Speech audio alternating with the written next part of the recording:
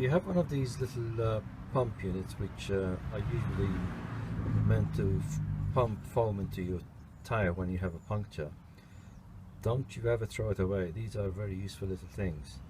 This thing can be used as a standalone pump. I'll show you how to do that in a second. The pump uses 12 volts to get powered up.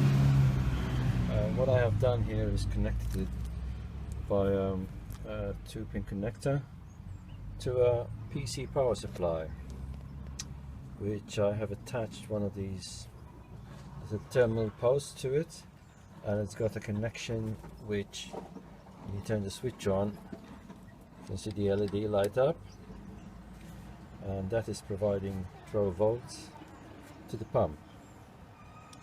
As you can see, this is powered by a PC power supply, which you can get from a lot of places, or you have one spare and an old PC. As long as it powers up and you have 12 volts on it, it's more than enough to power the pump. So we're gonna have a look at the pump and see. This tire doesn't need much air, but we turn it on.